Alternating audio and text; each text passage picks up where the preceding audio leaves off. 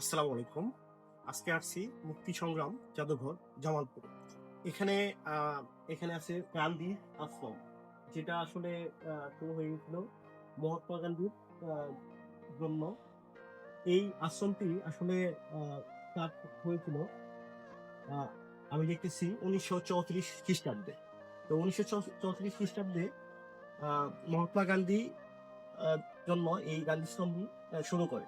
এই গান্ধীশ্রম আশ্রমটি শুরু করে আমাদের জামালপুরের একজন কৃষক নাসির উদ্দিন সরকার, তিনি এবং তার জ্যেষ্ঠ কন্যা, উনি এটার দায়িত্বে ছিলেন।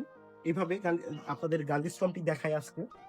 দেখেন বিভিন্ন মহাত্মা গান্ধীর বিভিন্ন ঐতিহাসিক ছবি, বাংলাদেশ সফর, সবকিছু এখানে রয়েছে। এখানে মানে বলতে গেলে মানে ছোট্ট একটি জায়গা, ছোট্ট একটি ঘর, কিন্তু মানে অনেক ঐতিহাসিক জিনিসগুলো এখানে দেওয়া আছে।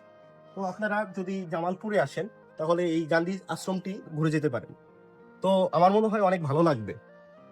তো চলেন দেখি গান্ধী আশ্রমের ভিতরে।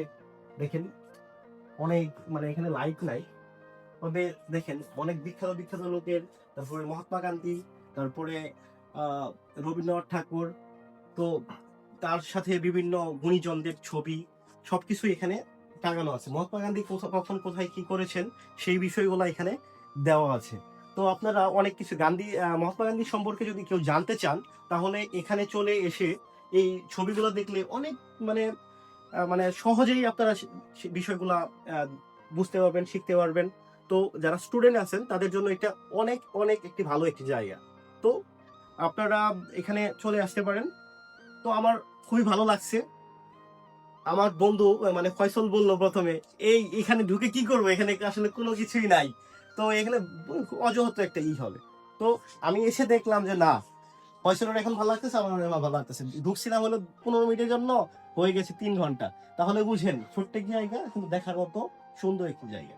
তো এখানে দেখেন এটা চরকি, মানে এটা দিয়ে কাপড় বোনা। তো দেখেন এরকম ভালো ভালো জিনিস এখানে পাবেন।